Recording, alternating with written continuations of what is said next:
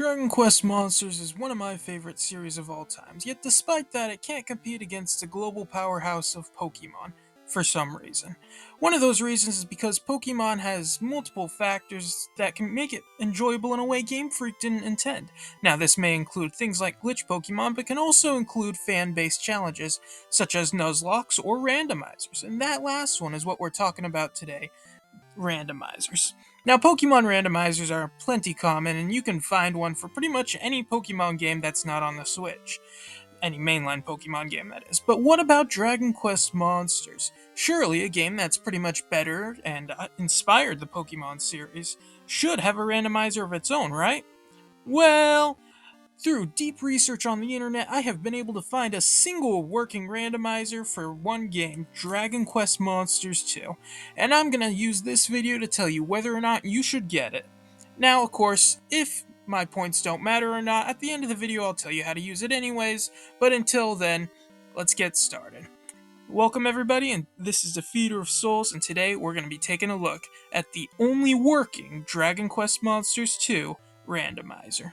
So before we get started, make sure you like, subscribe if you're interested in the exclusive content of Dragon Quest Monsters, which is very niche and very small category of people. But hey, if you're part of it, feel free to subscribe. Now then, when I say randomizer, what exactly do I mean? Well, in the case of Dragon Quest Monsters, a randomizer would 1. Randomize the locations of where all the monsters are in the game. Number 2, it would randomize the stats and skill sets of these monsters to make them more unique. And 3, it should randomize the breeding pattern so that it ends up with something truly chaotic and fun. Now, does this randomizer do all of that? Not necessarily. Now, this randomizer was first created back in 2017 by a person named By9. I may be pronouncing that wrong. I don't know anything about By9 since I wasn't part of these forums when I was younger, but something I do know is that he was kind enough to whip up a small little randomizer which you can use in order to create a randomized copy of Dragon Quest Monsters. He also links another one that belonged to the Countess.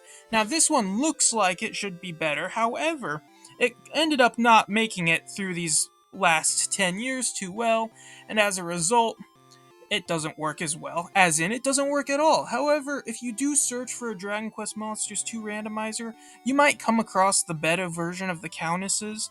I tested that, I was not able to get it to work. If you are able to get it to work, let me know and that would be awesome. But until then, the only working version we have is the By9's, so I'll make sure I leave a link to that in the description just in case you struggle to find it. Now, in order to use this, you have to do a few things, but we'll come back to that later. After you've successfully got yourself a randomized copy of Dragon Quest Monsters 2 and you have your emulator of choice, you can go ahead and actually start the game.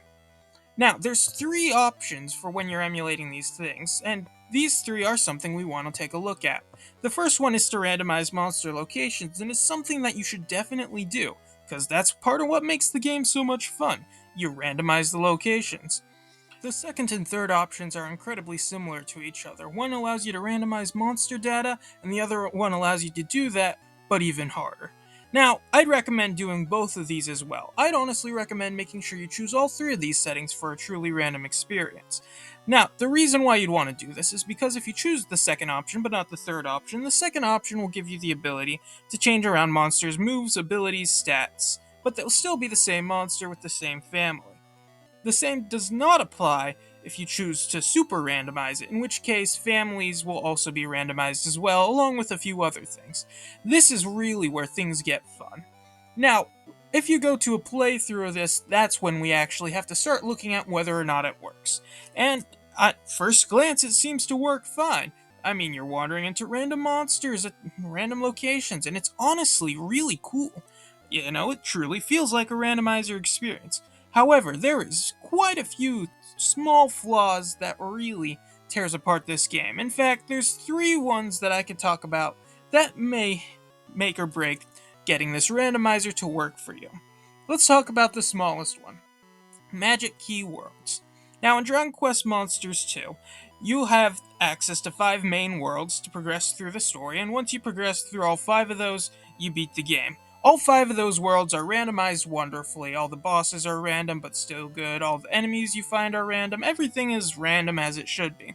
However, throughout the game, you also have access to separate keys that bring you to procedurally generated worlds, which generally make up most of the optional or post game content in this game. However, due to the way the randomizer works, any of these procedurally generated worlds you have will not change the monsters that are in those locations.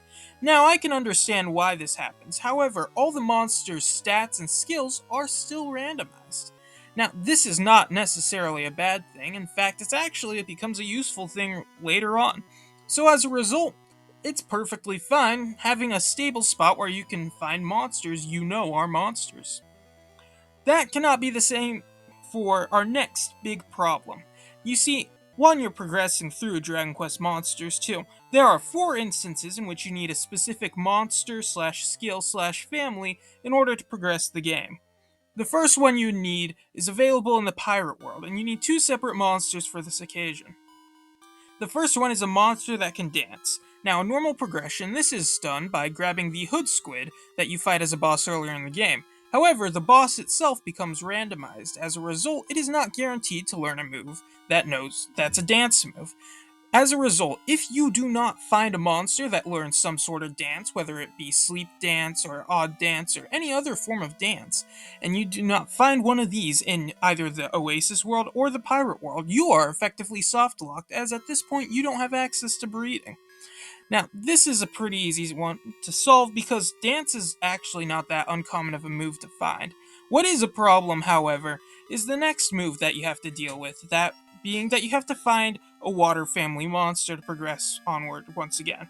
Now, once more, normally in a progression playthrough, this can be accomplished by using the hood squid you would normally catch, but once again, you don't have access to the hood squid. So, what you have to end up doing is finding a monster. Now, it doesn't want a water family monster, which means if you have the super randomizer on with all these families randomized, you can't just take one that's water. No, in fact, you have to find a monster who's originally a water family monster. That means it's not something that got turned into a fish due to the randomizer, but something that originally was a fish. This can be hard considering how everything's randomized. However, this is where those magic keywords come handy. Because if you go into a magic key world and you go into the ocean, regardless of what monsters are supposed to spawn there, on the seas, it's always going to be water monsters. So this is another thing that you can make it past easily. However, after you complete the pirate world and before you progress to the next one, and now that you have access to breeding, you need 2 specific monsters, a mad gopher and an army ant. Both of these are normally found in the pirate world, but once again, this is completely randomized. Now, you can normally easily obtain these through breeding, so you have to find a way to puzzle your way through this in order to get yourself the monsters that you need. So this, once again, isn't that big of a deal, but it certainly changes the way you have to look at the game. Now, the biggest problem with this randomizer isn't the fact that it doesn't address the randomized procedurally generated worlds, or the fact that it doesn't take into account the required monsters for progression, but it's rather the fact of what it does to breeding. So, when I say breeding is a problem, it's a problem. The randomizer absolutely wrecks breeding. Now, you would think since you get 2 random monsters, you can put them together and you'd either get something random or you'd get what they originally fuse, allowing you to get some endgame fusions earlier on, or something like that. That is not true. In this case, it ends up becoming kinda warped, and it's almost like the monsters ignore what they are entirely, only focusing on what their family is. This whole thing becomes incredibly convoluted, and so rather than being able to use any standard breeding guides, you just throw monsters together to get some rather unfortunate stuff. Now, because of this random nature, it becomes harder to breed an actual team. And all the monsters you breed generally aren't random monsters. You'll be breeding them you'll start off with a bunch of random crazy monsters, then breed them into the monsters you normally get in a playthrough of Dragon Quest Monsters, even though you have random monsters to breed them with. This is a problem, a rather annoying problem, and it really shows. Basically, it takes a lot of the fun out of the randomizer because the breeding itself isn't truly randomized, or even better, it's not truly stable. As a result, the breeding mechanics should basically not be there. I actually played through this randomizer using a few small cheats here and there to see how it worked, and I didn't want to breed because I had a Dark Dream on my team, also known as Nocturnus, and I didn't want to breed this just because it was a slime and it would end up turn into a model slime or something. Because there was no point in breeding because everything felt like a downgrade due to the way it was randomized. This isn't necessarily a big problem to some people, but I honestly think it takes away a lot of what this randomizer could be. But despite all that, the randomizer itself seems to work pretty fine. If you scroll through the forum, which I have linked into the description, you can see some of the other problems other people had with it, but for me I suffered pretty much no problems except for the ones that I listed earlier. All the bosses are still as difficult as they would be, even though they are randomized with new skills, and honestly I had a fun time playing through it, albeit in an unfair way, and honestly I'd be happy to do it again if somebody wanted to watch the video of me playing through a randomized playthrough. But now that we've talked about all the strengths and weaknesses of this randomizer, let's say you're actually interested in getting it. Well, let me give you a step-to-step guide on how you're going to download this and be able to use it, all without being able to mention the fact that this is technically piracy.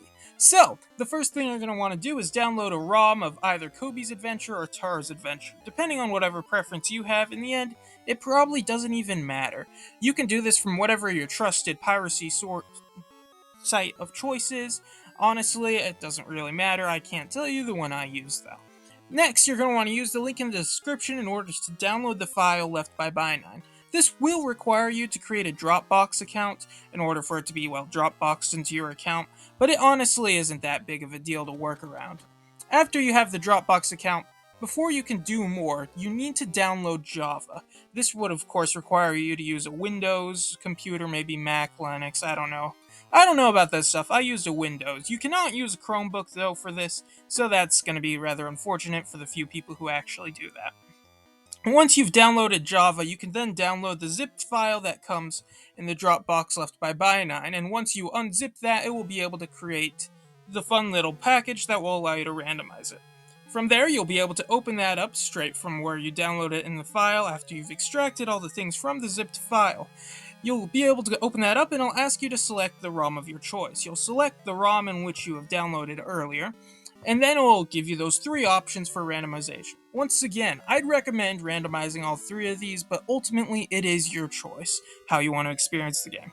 After you've selected your options, you're going to go ahead and press randomize, and yes, I did test, it is guaranteed random every single time.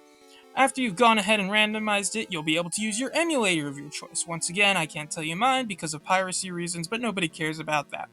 After you've gone ahead, you can emulate it, and voila, you are now on a journey to a randomized playthrough of Dragon Quest Monsters 2. And that's the end of this video. There might be other randomizers for some newer games. I think I saw one for Joker, but that's gonna be something to investigate for another day. But so until then, if you're ever interested once again in Dragon Quest Monsters content, this is what my channel is all about. So if that incredibly niche subject is interesting, go ahead and subscribe. I'll appreciate the help. I'm almost at 71 subscribers, so please thank you for all your help. Remember that I am not viable for anything you download off the internet, so make sure you're being secure while doing so. And that is all I have to say, so I hope you have a good day, and this has been Defeater of Souls.